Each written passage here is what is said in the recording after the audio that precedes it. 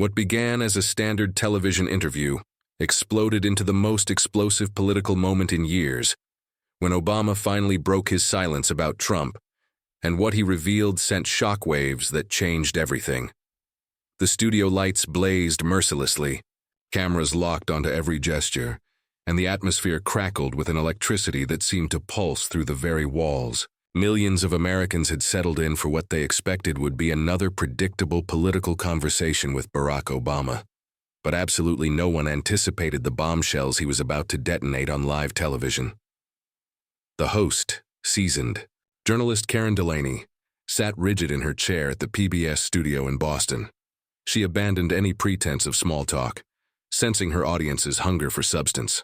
"Mr. President," she began, her voice cutting through the tension like a blade, "there's no diplomatic way to phrase this. What are your unfiltered thoughts on Donald Trump and his impact on American democracy?" The audience shifted restlessly, some audibly gasping, others leaning forward with anticipation. Obama's response wasn't immediate.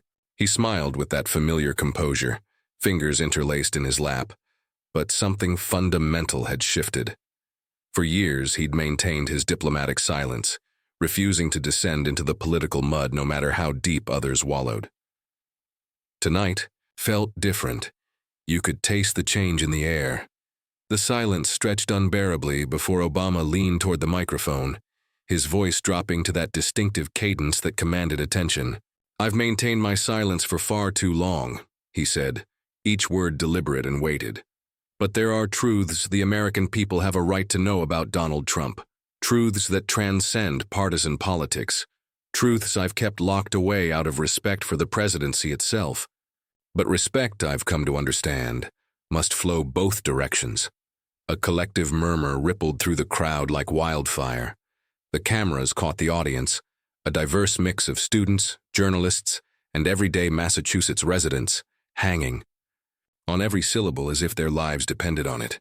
Karen blinked hard, clearly unprepared for this level of candor. "Mr. President, are you suggesting there are specific incidents involving Donald Trump's conduct that remain hidden from public view?" Obama's response came without hesitation, sharp and clear as crystal. "That's precisely what I'm saying." The studio erupted. Whispers became urgent conversations. Phones materialized instantly, fingers flying across screens as audience members realized they weren't witnessing just another interview. They were watching history unfold in real time. A young man in the second row, sporting a Red Sox cap, turned to his companion with barely contained excitement. "This is it, man. He's about to destroy him." Obama drew a measured breath, his tone remaining steady but gaining an edge that felt razor-sharp. "Politics has always been rough. We all understand that reality. But when America's leader prioritizes personal profit over national security, when private business deals become more important than public trust, that's the moment democracy itself hangs in the balance." And Donald Trump crossed that line repeatedly. The words struck like lightning. Karen adjusted her glasses, struggling to maintain journalistic neutrality even as her expression betrayed her shock. "Can you provide specific examples?" she pressed, cautiously. Obama turned to face the camera directly, addressing not just the studio but the millions watching from living rooms in Cleveland, Dallas, Phoenix, and Des Moines. "Let me share one concrete example," he said with devastating clarity. "There was a late-night phone call he made while occupying the Oval Office. I was personally briefed on its contents. He spoke not as America's president representing our national interests, but as a businessman protecting his corporate brand. That's all I'll reveal for now." The atmosphere grew suffocating. The crowd gasped louder this time, one woman in the front row covering her mouth in disbelief. Karen struggled to regain control. "Mr. President, are you directly alleging that Donald Trump compromised America's interests for personal business advantage?" Obama tilted his head slightly, his expression thoughtful yet firm. "I'm challenging Americans to ask themselves a crucial question. Why were certain presidential decisions made? Decisions that served no public purpose but everything to do with self-enrichment." The audience exploded in spontaneous applause.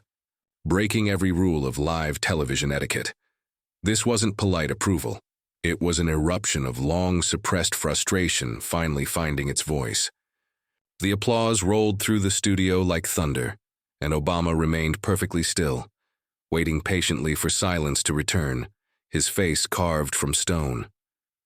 Behind the cameras, producers scrambled frantically.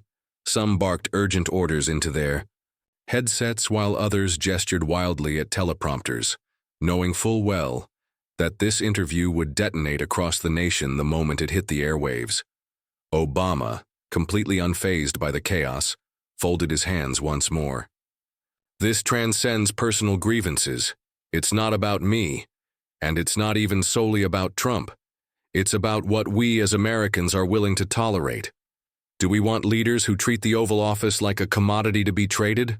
Or do we demand leaders who honor it as the sacred responsibility it was always meant to be? His words cut deeper than any personal insult could have. He wasn't mocking Trump or raising his voice. He was challenging America to make a fundamental choice. The camera shifted to Karen, who hesitated visibly, processing the magnitude of what she'd just heard. Then she attempted to regain interview control. "Mr. President, I believe you've just opened the door to something monumentally serious. Are you prepared to reveal more?" Obama allowed himself the faintest smile, knowing and confident. "We'll discover exactly how much truth the American people are ready to handle tonight." The crowd erupted again, louder and more sustained this time, and for the first time, even Karen looked genuinely nervous. But this was merely the opening act of what Obama had prepared to unleash. The studio refused to settle down immediately. Applause, whispers, and muffled expressions of shock rippled through the audience like aftershocks from an earthquake. "Karen." Delaney fought to restore order, her voice carrying new urgency. "Ladies and gentlemen, please, let's allow President Obama the opportunity to continue." Gradually, the noise subsided, all attention laser-focused on Obama. What struck observers wasn't just his revelations, but his complete mastery of the moment, his body language controlled, posture upright yet relaxed, the very picture of composed leadership. It created a stark contrast with the chaos his words had unleashed. "Mr. President," Karen pressed, her tone measured but edged with tension, "when you reference the Oval Office being used as a commodity, people will demand concrete clarity. Can you elaborate?" Obama leaned back slightly, neither rattled nor being defensive. "Let me frame it this way," he said, his voice maintaining that steady cadence. "During my presidency, I disagreed with advisors, made mistakes like any human being, but the guiding principle was always America first. With Donald Trump, far too often that principle was abandoned. His empire, his image, his survival, these became the priorities." The silence was profound. Not empty, but heavy with the weight of everyone understanding they'd witnessed a line being crossed. Karen glanced at her notes, clearly thrown off her prepared script, then tried a different approach. "Some critics will argue this is merely political rivalry, that you're attempting to settle old scores. How do you respond?" Obama didn't even blink. "I've moved beyond that. I don't need to compete against Donald Trump anymore. But America continues living with the consequences of his choices, and that's what concerns me deeply." His voice never rose, didn't need to. The contrast between his calm explanation and the storm he was unleashing felt almost surreal. From the third row, a woman in her 50s whispered to her husband, "He sounds like he's been carrying this burden for years." Obama adjusted his tie slightly, a small movement that appeared casual but carried nothing casual about his next words. "When you serve as commander-in-chief, you're privy to information the public never sees. You witness the machinery of government, the levers of power, and sometimes you discover how those levers are manipulated for reasons having nothing to do with protecting American citizens. That's when you realize how fragile this entire system truly is." Karen interjected quickly, "Are you suggesting Donald Trump endangered national security?" Obama's pause was deliberate, his eyes meeting hers before returning to the camera. "I'm stating that when personal interests guide White House decisions, America becomes less safe. Period." The audience erupted again, a mixture of shock and vindication. A young college student in the back raised his phone to record, whispering to his friend, "He's systematically dismantling him on live television." The camera panned across faces in the audience. Some appeared stunned, others angry, but nearly everyone leaned forward in their seats. This wasn't just compelling television. It was impossible to look away. Behind the glass wall of the control booth, producers argued in hushed but frantic tones. Do we cut to commercial? Do we let this continue? No one wanted to interrupt the freight train now thundering through the airwaves. Obama remained the picture of restraint. This isn't about partisanship, he continued. It's about truth, and truth doesn't recognize party lines. Karen's voice dropped lower, almost as if she feared her own next question. Then what do you want Americans to do with this truth? Obama looked directly at her, then swept his gaze across the audience. They need to remember that democracy doesn't operate on loyalty to any single individual. It functions on loyalty to the Constitution, to the people, to truth itself. When we forget that fundamental principle, we lose everything. A shift occurred in the room, emotional, almost physical. People weren't simply watching an interview anymore. They were witnessing something that felt larger than politics, larger than ratings.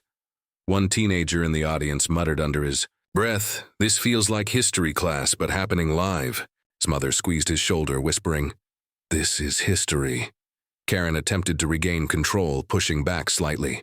"But Mr. President, critics will point out you had 8 years in office. They'll ask why you didn't warn people sooner."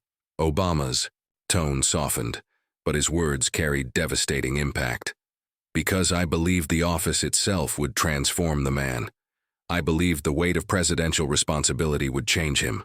I was wrong." The collective gasp was louder this time, people shifting uncomfortably in their seats. That single admission, that Obama himself had misjudged Trump, carried more weight than years of political commentary ever could. Karen leaned closer. "And what about now? Do you think he's changed?" Obama shook his head slowly, deliberately. "I think power only intensified his desperation, and that makes him dangerous." Another round of applause erupted, less restrained this time, more like the release of pent-up frustration that had been building in millions of households across America. Obama allowed it to pass, then leaned forward, his voice quiet but firm. "The truth always surfaces eventually, and when it does, the real question becomes, what do we do with it?" The camera remained fixed on his face as the crowd fell silent once again. But Obama hadn't even delivered his most devastating revelation, yet that was still coming. The audience barely had time to process Obama's last statement before Karen jumped back in. She sensed the building momentum, and her journalistic instincts told her the entire nation was balanced on the edge of something explosive. "Mr. President," she said carefully, "you've spoken about personal interests and decisions that endangered the country. Can you provide one specific example, something Americans would immediately understand?" The question hung in the air like a challenge. Obama didn't hesitate. He leaned forward, hands clasped together, his tone unwavering. "All right," he said. "Let me share something the public never fully grasped during his presidency. Donald Trump pushed aggressively for certain international agreements that appeared, on the surface, to involve trade and diplomacy. But what people didn't realize was that behind closed doors, he was actively exploring how those same agreements could benefit his personal business empire." The crowd gasped audibly. Karen straightened in her seat. "Are you saying he blurred the line between his presidential role and his business interests?" Obama's gaze didn't waver. "I'm not saying he blurred the line. I'm saying no line existed for him. I attended briefings where staff had to untangle which policies were designed to serve America and which ones were crafted to serve Donald Trump's brand. Far too often the two conflicted. The silence was deafening. You could hear the faint hum of cameras, the subtle creak of chairs. A young woman in the front row whispered, "Oh my God, he's actually saying it out loud." Karen pressed harder, sensing the gravity. "Can you provide a concrete example of this conflict of interest?" Obama hesitated for the briefest moment, as if calculating how far to go, then spoke with devastating precision. I'll say this. When military deployments were discussed for certain regions, the conversation wasn't solely about security objectives. It also involved where Trump-branded properties were located. That should tell you everything you need to. No. The audience reacted immediately. A mixture of shock, murmurs, and outrage filled the room. Some applauded in disbelief, others simply shook their heads in disgust. Karen's face went pale. Mr. President, you're suggesting that decisions about American military presence abroad were influenced by the location of Trump businesses? Obama looked directly into the camera, his voice steady and uncompromising. I'm not suggesting anything. I'm stating it as fact. The studio exploded. This time it wasn't just applause, but a roar of reaction. People rose halfway out of their seats. Phones shot up, capturing the moment for social media. Behind the cameras, producers exchanged frantic gestures, one mouthing the words, "This is a bombshell." Karen tried to steady herself. Mr. President, this is an extraordinary allegation. Why haven't we heard this before? Obama's voice remained even, measured. Because much of it was buried. Reports sanitized, advisors silenced. The people tasked with protecting the presidency sometimes ended up protecting the man instead. That's not what the Constitution intended. A man in the audience muttered not quietly enough. This is straight-up corruption. His words carried, drawing nods from those around him. Karen leaned in. If this is true, and you're stating it is, then what does it mean for America now? Obama exhaled slowly, his expression heavy with the weight of his words. It means America must decide whether it values truth over convenience. Because the easy path is to ignore this, to pretend it doesn't matter. But if we ignore it, we send a clear message to every future leader that personal gain comes before national duty. That's not just dangerous, it's lethal to democracy. The tension in the room was suffocating. Even the cameras zoomed closer, capturing the intensity in Obama's eyes. A college student in the back whispered to her friend, "This feels bigger than Watergate." Karen's voice was low, almost cautious.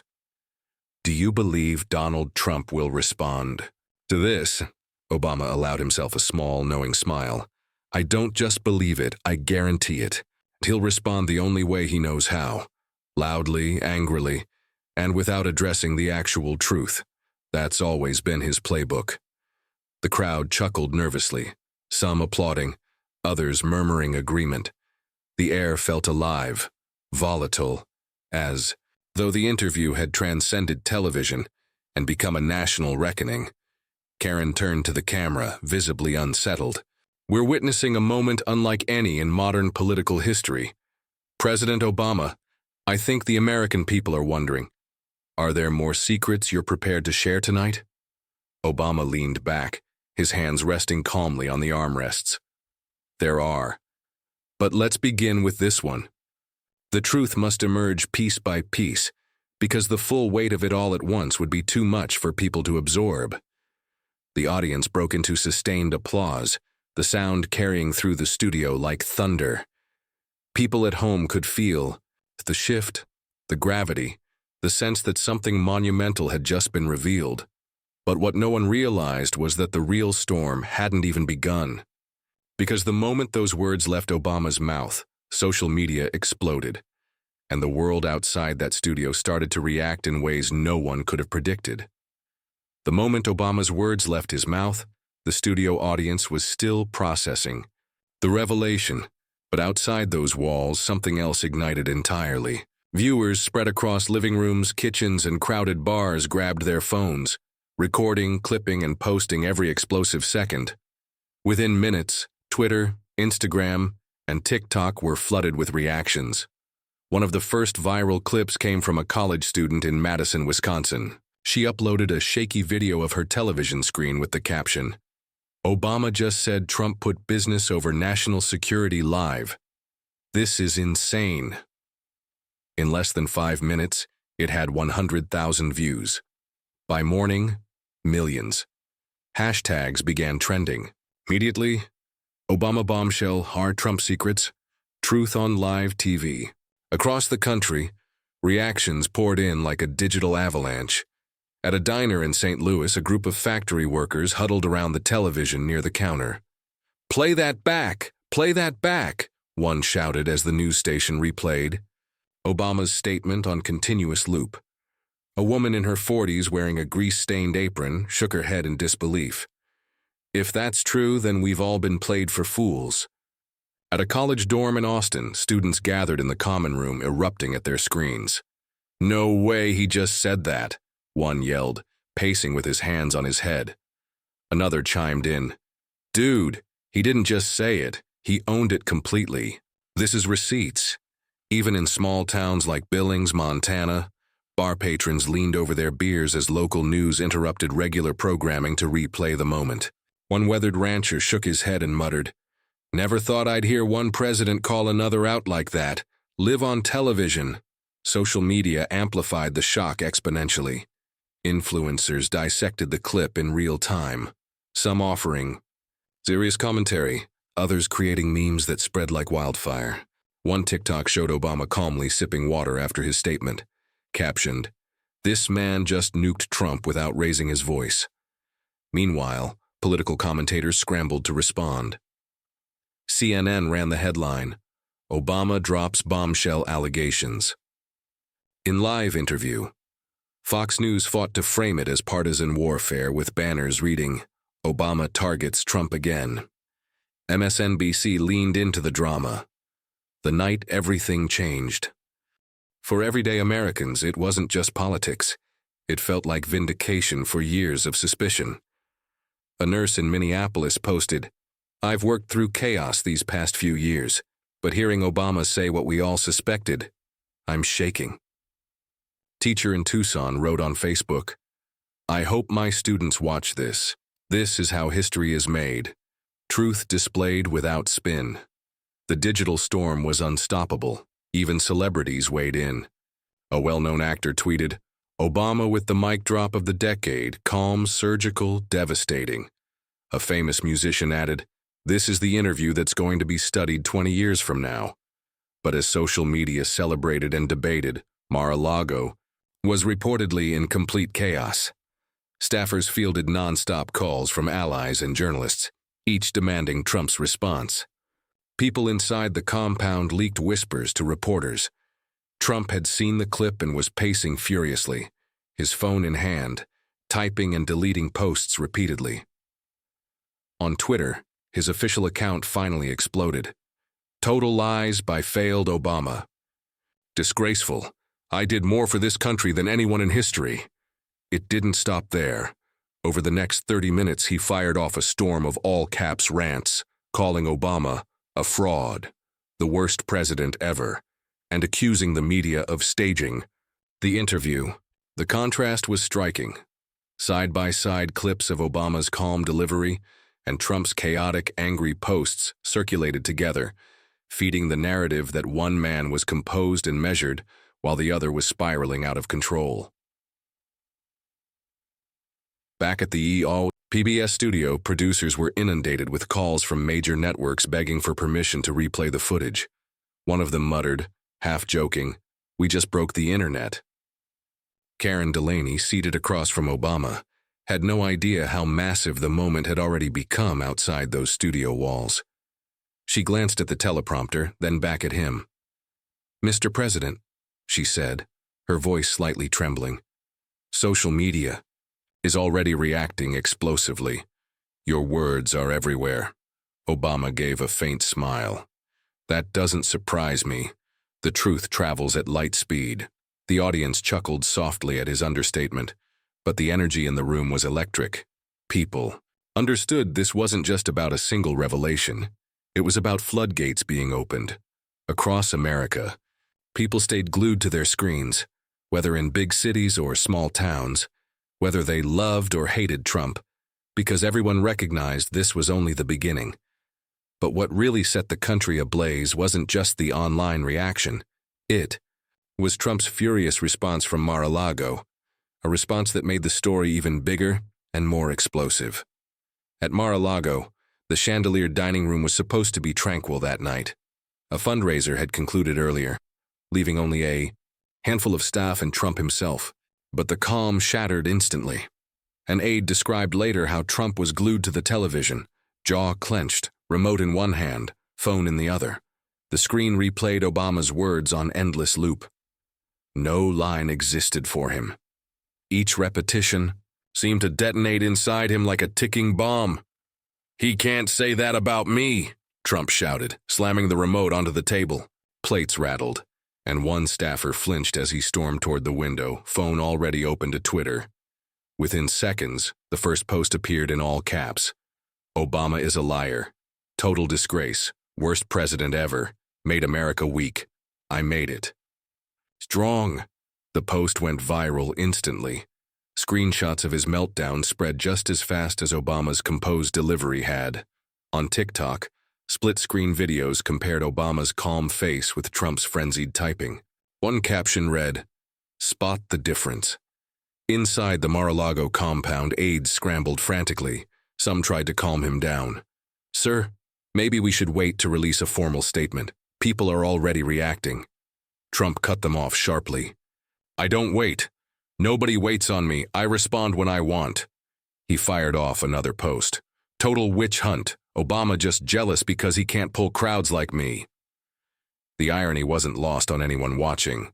Obama hadn't raised his voice once, hadn't attacked with insults. He had simply spoken truth. Yet Trump's reaction was loud, frantic, and almost unhinged by comparison. Cable news channels picked up the storm immediately. On CNN, the anchor read the posts aloud with visible disbelief.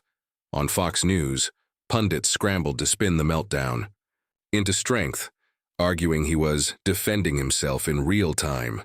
But the split-screen coverage, Obama calm, Trump raging, was devastating. Meanwhile, Americans across the country watched the meltdown unfold on their phones in real time. In a sports bar in Columbus, Ohio, the bartender turned up the TV volume as Trump's scrolling tweets played. A patron laughed bitterly. He's proving Obama right without even realizing it. At a grocery store checkout line in Reno, Nevada, two women scrolled side by side on their phones. One shook her head. "I didn't vote for Obama, but he looks like a leader tonight. Trump looks like a teenager on Snapchat." Even Republican lawmakers began texting each other nervously. Some admitted privately that the contrast was brutal. One aide leaked a message from a senator. "We can't defend this. He looks unstable." Back at PBS, Karen Delaney received a note from her producer, slid discreetly across the desk. In bold letters, it read, "Trump is melting down on Twitter." She swallowed hard, glanced at Obama, and decided to share the news on air. "Mr. President," she said, holding up the card, "I've just been informed that former President Trump is reacting right now on social media. He's calling your statements lies. He's calling you jealous. Do you want to respond?" Obama didn't look surprised. He simply folded his hands and gave a small nod. That's his choice. He can shout all he wants, but shouting doesn't change the truth. The audience broke into applause again, some laughing at the quiet jab. Karen pressed further. "Do you think his response proves your point?" Obama's eyes met hers steadily. "I think his response speaks for itself." That single line ricocheted across the internet. Memes appeared within minutes. Obama's calm face next. To Trump's frantic typing fingers, captioned with, "Speaks for itself." At Mar-a-Lago, Trump fumed as staff tried to calm him. "We need airtime. Call Fox. Call anybody. I want a camera in front of me tonight." His voice carried down the hallways, sharp enough that even kitchen staff heard it. But networks hesitated. Producers debated whether giving him live airtime would be responsible, knowing his rants could spiral further. One executive at NBC muttered, "Why give him more fuel? He's already burning himself." By midnight, Trump had fired off nearly 30 posts, each one angrier, less coherent, each one dissected, mocked, and contrasted online with Obama's steady composure. The narrative was writing itself, and for once, Trump wasn't in control. At PBS, Karen turned back to Obama for one final question before the next break. "Mr. President, You've made serious allegations tonight. You've revealed things no one expected. Do you believe the American people are ready for more? Obama leaned back, calm as ever. The people deserve more, and I intend to give it to them. The audience erupted. Some cheered, others stood. The moment didn't feel like an interview anymore, it felt like a reckoning. But what Obama was preparing to say next would cut even deeper than the first revelation, and it would shake the country to its very core. When the cameras returned from commercial break, the atmosphere inside the Boston studio had transformed completely. The audience wasn't just listening anymore. They were bracing themselves, every face locked in anticipation for Obama to continue. Karen Delaney shuffled her notes nervously, though she knew the script was useless now. "Mr. President," she began, "before the break you said the American people deserve more. What did you mean by that?" Obama straightened in his chair, his expression steady. He wasn't rushing, wasn't flustered. He spoke with the kind of measured rhythm that drew people in, every pause deliberate and calculated. "I meant exactly that," he replied. "There are additional truths that people need to hear, and some of them, frankly, are harder to process than what I've already revealed." A ripple moved through the crowd. Phones went up again. Someone whispered, "Here we go." Karen leaned forward intently. "Can you give us an example?" Obama's gaze moved from her to the audience and finally back to the camera. There were instances during Trump's presidency when the security of classified information was compromised, not just through negligence, but through reckless disregard. Gasps broke out instantly. Karen blinked hard. "Are you suggesting he mishandled classified intelligence?" Obama's voice lowered, more serious now. "I'm saying he treated it casually, like gossip shared at a cocktail party. There were briefings meant for the highest levels of government that somehow found their way into conversations, with people who had no business hearing them. Some of those people were foreign nationals." The studio erupted in murmurs. A man in the fourth row leaned forward, muttering, "That's treasonous." Karen's pen trembled in her hand as she tried to keep up. "Can you tell us more about those situations?" Obama paused, his eyes narrowing slightly. "I'll tell you this. I sat in rooms where intelligence officials warned us about leaks. They traced those leaks back to conversations Trump had, sometimes casual, sometimes deliberate, with people who weren't vetted, weren't cleared, and weren't loyal to this country. The only question anyone could ask was, why? The silence was suffocating. You could almost hear the collective heartbeat of the audience. Karen's voice cracked slightly. "Are you saying that Donald Trump endangered American lives by sharing classified information?" Obama didn't hesitate. "Yes." The word hung in the air like a thunderclap. The audience gasped loudly, some covering their mouths. A young man shouted, "This is insane!" while another whispered to his friend, "This is bigger than Watergate, man. Way bigger." Karen struggled to find words. "Why hasn't this come out before?" Obama leaned forward, his tone calm but sharp. "Because too many people in power were afraid of what it would mean. They worried about political fallout, about division, about protecting themselves. But the truth can't stay buried forever. Eventually, it has to surface." The audience clapped, this time less like a burst of energy and more like a steady rumble of agreement. It was the sound of people realizing the ground beneath them had shifted permanently. In living rooms across America, reactions mirrored the studio's intensity. In a small house in Omaha, Nebraska, a father turned to his teenage daughter and said, "Remember this moment. You'll be telling your kids about it one day." In Phoenix, a group of nurses on night shift huddled around the break room TV. One shook her head. "We risked our lives during a pandemic, and he was out here risking the whole country." Meanwhile, on Twitter, hashtags multiplied. Unclassified chaos. Dear Obama reveals all. Bigger than Watergate. Back in the studio, Karen pressed again, her voice quieter now. "Mr. President, do you believe Donald Trump could face consequences for what you've just described?" Obama exhaled slowly. "That's not for me to decide. That's for the people and for the justice system, if it has the courage. But I'll say this. No one is above the law. Not even a former president. The crowd roared with applause, some rising to their feet. The reaction felt less like television and more like a rallying cry. Karen shook her head slightly, stunned. "Mr. President, do you worry about the backlash, about how Trump will respond?" Obama gave a faint smile, almost weary. "He'll respond the same way he always does, with anger, with insults, with distractions. But shouting doesn't change facts. Americans have a choice to make. Do they want leaders who treat the presidency like a stage, or leaders who treat it like a responsibility?" The applause came again, louder, sharper, echoing through the studio. At that same moment, Trump was reportedly on the phone with allies, demanding airtime, raging that Obama was lying. Staffers leaked that his voice could be heard down the hall, shouting, "He can't do this to me. I need a camera now."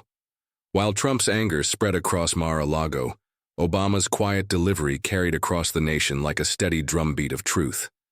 But the true impact wasn't measured in applause or hashtags. It was in how ordinary Americans began to talk about it in diners, classrooms, and barbershops the next morning. By the next morning, the country wasn't the same. News outlets replayed Obama's words on endless repeat, panel after panel dissecting every phrase. But what mattered more wasn't what the experts were saying. It was how ordinary Americans were reacting. In Toledo, Ohio, at a small diner off the highway, the morning rush turned into an impromptu political forum. A waitress carrying a pot of coffee stopped mid-step when the television above the counter replayed Obama's clip. "I'm saying he treated it casually, like gossip." A truck driver at the counter slammed his mug down. "If that's true, then our troops were put at risk. That's not politics, that's betrayal." A retired teacher sitting nearby nodded slowly. "We've had presidents I didn't agree with, but I've never worried they'd hand out secrets like candy." In Los Angeles, college students gathered outside the library, their phones buzzing nonstop. One young woman scrolled through TikTok, showing her friend a split-screen video. Obama calmly speaking on one side, Trump's frantic all-caps tweets flashing on the other. The caption read, "Calm versus chaos. Who do you trust?" The video had 6 million views in less than 12 hours. Her friend shook his head. "This is the first time I feel like people my age are actually paying attention. It's everywhere." Across the Midwest, small-town barbershops transformed into political forums. In Sioux Falls, South Dakota, the hum of clippers was drowned out by a heated exchange between two customers. "I don't care what Obama says, Trump's still my guy," one man argued, gripping the armrest of the chair. But the barber, a man in his 60s, shot back while trimming his hair. "You're missing the point entirely. This isn't about who you like. It's about whether you can trust someone with the keys to the kingdom. Secrets aren't poker chips. Even schools weren't untouched." In a high school classroom in Salt Lake City, a history teacher played the clip for her students. She paused the video and asked, "What do you think this means for democracy?" One student raised his hand. "It means the truth always comes out, even if it takes years. And it means people in power should never think they're untouchable." The teacher nodded, her eyes heavy with the weight of the moment. "That's exactly the lesson here." Meanwhile, social media continued amplifying the conversation exponentially. Facebook feeds filled with arguments between relatives. Twitter spaces opened, drawing tens of thousands into late-night debates. TikTok stitched together reactions from soldiers, lawyers, even pastors. One viral video came from a Marine veteran in Kansas City. "I served overseas, and if Obama's right, if classified info was leaked to people who shouldn't have had it, then Trump put me and my brothers in danger. That's not left or right, that's life and death." The clip hit millions of views within hours, sparking a flood of comments. Finally, someone saying what we all feel. This is bigger than politics. Even the financial world reacted. Market analysts speculated that Obama's statements could affect international relations. A news anchor in Dallas remarked, "The fallout isn't just political. It could reshape how allies see America." But the most telling reactions came in private conversations. Families around kitchen tables, co-workers during lunch breaks, neighbors leaning over fences, all of them repeating the same question. Did you see what Obama said last night? And while the country debated, Trump's angry posts only made things worse. Screenshots of his 2 a.m. rant, "Total witch hunt, Obama jealous," circulated widely. The contrast was brutal. Obama composed, Trump unhinged. At a Starbucks in Portland, a young mother scrolled through her phone and shook her head. "I don't even like politics," she told the barista. "But this feels like common sense. One man's calm, the other's throwing tantrums. Who do you think looks credible?" The barista, pulling a shot of espresso, laughed softly. "Not the one with 30 tweets before breakfast." It wasn't just liberals talking, though. In Tulsa, Oklahoma, a lifelong conservative admitted to a friend over lunch, "I still don't like Obama's policies, but last night he looked like a statesman." Trump looked desperate. That sentiment, hesitant, conflicted but real, was repeated across the nation. For the first time in years, it seemed the conversation wasn't just about loyalty to a man, but about responsibility to the truth. Even Obama himself seemed aware of the shift. The following day, walking into a bookstore in Cambridge, he was approached by a woman who clasped his hand and whispered, "Thank you. Thank you for saying it out loud." Cameras caught the moment, and the clip only fueled the sense that something historic was unfolding. The response from ordinary people mattered more than pundits or headlines. It wasn't just political theater anymore. It was real, raw, and spreading faster than anyone could contain. But as the nation processed Obama's revelations, Trump wasn't calming down. He was preparing to escalate, desperate to seize back control of the narrative. If the country thought Trump's late-night social media tirade was the peak of his anger, they were catastrophically wrong. By the following afternoon, Mar-a-Lago had transformed into a war room. Phones rang incessantly. Advisors shuffled in and out of the gold-trimmed dining hall carrying stacks of printouts showing headlines, trending hashtags, and television ratings, all dominated by Obama. Trump sat at the head of a long table, red tie draped over his shoulder, arms flailing as he barked orders. "Get Fox on the phone. Get Newsmax. I want airtime tonight. No, this afternoon, we're not waiting." His voice carried down the hallway, loud enough for kitchen staff to hear. One aide hesitated, glancing nervously at a colleague. "Sir, they're hesitant. They think maybe a written statement would be better." Trump slammed his fist on the table, rattling glasses of water. "Written statement? Nobody reads those. I need cameras. I need to be live." By then, clips of Obama's interview had been viewed. Tens of millions of times, hashtags continued trending. Late-night comedians roasted Trump's meltdown, and daytime talk shows praised Obama's composure. The pressure was mounting. Finally, Trump's team arranged for him to call into a conservative radio show out of Tampa. It wasn't the national stage he demanded, but it was something. The host greeted him warmly. "Mr. President, thank you for joining us. I'm sure you've seen what President Obama said last night. How do you respond?" Trump wasted no time. "It's all lies. Total lies. Obama's jealous, folks. He was the worst president we ever had. Weak, pathetic. Everyone knows it. He's just trying to stay relevant because he can't stand that I had bigger rallies, bigger crowds, bigger success. I rebuilt the economy. I made America great again. He destroyed it." His words came fast, furious like a fire hose of grievances. But the more he ranted, the sharper the contrast became. Obama's measured sentences versus Trump's frenzied monologue. Clips from the radio interview spread quickly online. One particularly chaotic segment where Trump shouted "jealousy, pure jealousy," 3 times in a row became an instant meme. Someone spliced it with Obama calmly saying, "The truth speaks for itself." The internet did the rest.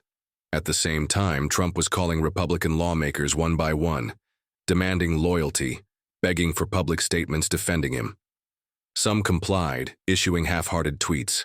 Others stayed quiet, fearing the backlash of attaching themselves to what was quickly spiraling into a PR disaster. Meanwhile, news crews camped outside Mar-a-Lago, cameras waiting for any sign of him. Late in the evening, Trump finally emerged, walking across the manicured lawn to address a small gaggle of reporters. He looked flustered, but determined. Obama is lying. He's making it all up. Nobody knows more about national security than me. Nobody. I kept America safe. We had no wars. We had the best economy, the best everything. He's trying to smear me because he knows I'll win again. Total smear job. A reporter shouted back. Mr. Trump, do you deny discussing classified information with foreign nationals? Trump's face reddened. Fake news. I never said that. People are lying. Obama should be investigated. He should be the one investigated. The clip aired on every network. His words weren't clarifying. They were muddy, defensive, and desperate. In living rooms across America, viewers compared his outburst to Obama's composure the night before. A father in Des Moines leaned back on his couch and muttered, "He sounds guilty." His teenage son nodded, and Obama didn't even raise his voice. Even some conservatives began to distance themselves quietly. A prominent Republican strategist told a reporter off the record, "He's losing the plot." Obama baited him, and he took it hook, line, and sinker. Meanwhile, Obama hadn't said a word since the interview. He hadn't tweeted, hadn't responded. His silence was powerful, feeding the perception that he didn't need to. Trump was doing the work for him. The crescendo built to Saturday night when Trump announced he'd hold a special press event from Mar-a-Lago. Reporters and networks scrambled to cover it, unsure if it would be a rally-style rant or a structured statement.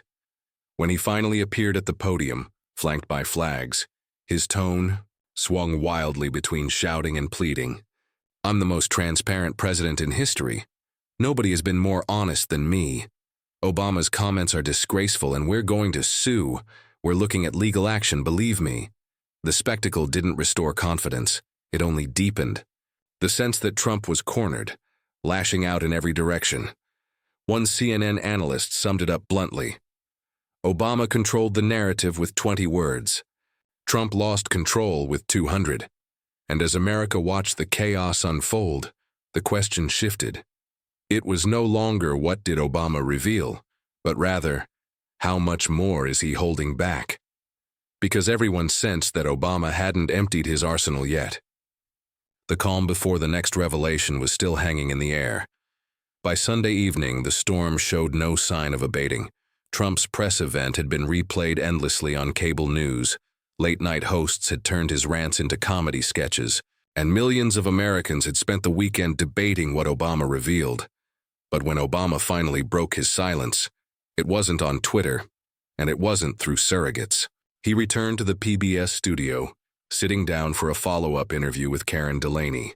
This time, the energy in the room was different. The audience looked less shocked and more expectant, as though they knew something profound was approaching. Karen herself seemed calmer, but her eyes betrayed how momentous this felt. "Mr. President," she began, "since our last interview, the country has been in uproar. Former President Trump has denied your claims, attacked you personally, and yet, the reaction from the public has been overwhelming. Why did you choose now, after all these years, to speak up?" Obama folded his hands, leaning forward slightly. His tone was steady, measured, like a teacher addressing a classroom. "Because silence is dangerous. I believed for a long time that Americans could separate fact from fiction on their own. I thought the truth didn't need my voice, but after watching how division has grown, how lies have spread faster than facts, I realized silence was becoming complicity." The audience murmured softly in agreement. Karen pressed, "So this is bigger than Trump?" Obama nodded. "Much bigger. Trump is one man. The problem is what happens when we let one man's self-interest override the good of the nation. If we excuse, and if we say that's just how politics works, then we lower the bar for every leader who comes after him. And if that happens, America won't recognize itself 10 years from now." The words carried weight, and you could see it in the audience's faces. People weren't just listening, they were absorbing. A woman in the second row raised her hand timidly. Karen noticed and nodded, breaking protocol for a rare audience question. "My son's in the Army," the woman said, her voice trembling. When you talk about classified information being leaked, are you saying my child could have been put in danger? Obama looked at her directly, his face solemn. I won't sugarcoat it. Yes, but not just your son. Every soldier, every citizen. When leaders treat secrets like stories at a cocktail party, they're gambling with people's lives. The woman covered her mouth, eyes watering, as others around her nodded solemnly. Karen, her voice softer now, asked, "What do you say to Americans who feel hopeless hearing this?" Obama's response was calm but firm. Hope doesn't come from pretending problems don't exist. It comes from facing them head-on and deciding we're better than this. America has survived wars, depressions, and divisions before. We survive because ordinary people decide to hold leaders accountable. Applause rippled through the audience. Not thunderous but steady, like a heartbeat. Obama continued, his voice carrying the rhythm of a sermon. I want people to understand something. Democracy isn't fragile because of one bad leader. It's fragile when citizens stop caring, when they give up, when they trade truth for convenience. That's the real danger, and that's the choice in front of us now. The camera zoomed closer on his face, catching the gravity in his eyes. Karen interjected, "Do you think Donald Trump understands that choice?" Obama gave a faint smile, tinged with sadness. Donald Trump understands only one choice: what benefits him. That's the truth. But this isn't about him anymore, it's about us. The audience broke into applause again, this time louder, more urgent. In living rooms across the country, people felt the words resonate. In Charlotte, a grandmother leaned forward on her couch and whispered to her granddaughter, "That's what leadership looks like?" In Phoenix, a group of college students sat silently for a moment after watching.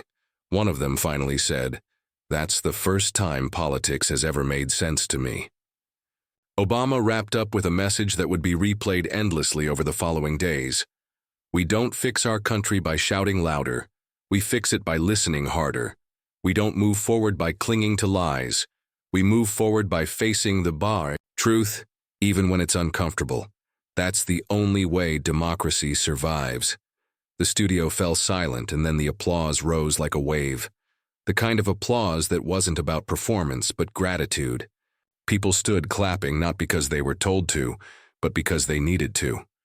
Karen's voice cracked as she closed. "Mr. President, thank you." Obama leaned back, calm once again, as if the storm outside didn't touch him. But while Obama delivered a moral message that inspired millions, the story wasn't over. The world was still waiting to see how this extraordinary clash between two former presidents would conclude. By Monday morning, the country felt like it had lived through a political earthquake. Cable news anchors framed the events of the past 72 hours as the showdown no one expected. Social media was still buzzing with clips, quotes, and memes.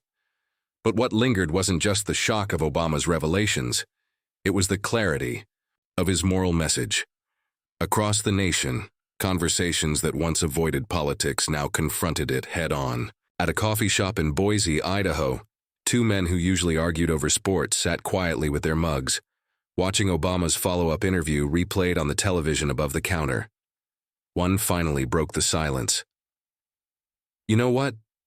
I don't even like the guy's politics, but last night he spoke like a leader. In San Antonio, a teacher addressed her class first thing in the morning. You all saw what happened this weekend. Let's talk about it. Why does truth matter in leadership?" Hands shot up around the room, students eager to connect history with the moment unfolding right before them. Even faith leaders chimed in. A pastor in Indianapolis stood at the pulpit and told his congregation, "No man is greater than the truth. Power without accountability is corruption. And when someone reminds us of that, whether we agree with their politics or not, we should listen." Meanwhile, Trump's attempts to control the story kept backfiring. His press event from Mar-a-Lago had been widely mocked. His late-night posts were still circulating as proof of his desperation. Even some of his staunchest defenders began to shift their tone. A conservative talk radio host admitted reluctantly, "I'll be honest, folks. Obama's words landed. Trump's response? not his finest hour. The narrative was clear. Obama hadn't just revealed secrets, he had framed them as a choice between truth and chaos. And the contrast was impossible to ignore. For many Americans, the moment felt less like a political fight and more like a reminder of what leadership should sound like. The calm voice that chose clarity over insults, the willingness to admit hard truths even when they stung, the reminder that democracy belongs not to one man, but to all its people. In Cleveland, a grandfather sat with his grandson on the porch, scrolling through the news on his tablet. The boy asked, "Grandpa, why is everyone talking about Obama and Trump again?" The old man smiled faintly. "Because one man showed us what it means to lead, and the other showed us what it means to lose control." That was the story millions carried into their workplaces, schools, and homes. Not the chaos of Trump's all-caps outbursts, but the steady cadence of Obama's warning. Democracy doesn't run on loyalty to one man. It runs on loyalty to the truth. By Tuesday, analysts were already calling it the weekend that shifted American politics. But beyond pundits and headlines, it had done something else. It had forced people to ask themselves uncomfortable questions. Who do we trust? What do we demand from our leaders? And most importantly, are we willing to defend the truth even when it isn't easy? For Obama, the interview wasn't about scoring points. It was about planting a seed. A reminder that silence can be dangerous, that complacency is complicity, and that democracy only survives when ordinary people care enough to protect it. And that's where the story comes back to you, the viewer. Because leadership doesn't just come from the Oval Office. It comes from every kitchen table conversation, every debate in a classroom, every vote cast with conviction. It comes from the willingness to say, "We deserve better. We demand better." So as the credits of this extraordinary weekend begin to fade, ask yourself this: when history looks back on this moment, will you be able to say you stood on the side of truth? Because truth doesn't need to shout. Truth doesn't need 30 posts in the middle of the night. Truth speaks once calmly, and it echoes forever. And if that's a message that resonates with you, then don't let it stop here. Share this story, talk about it, hold it close. And if you want more stories like this, moments that cut through the noise and remind us of what matters most, make sure you subscribe. Stay with us because the conversation isn't ending. It's only beginning.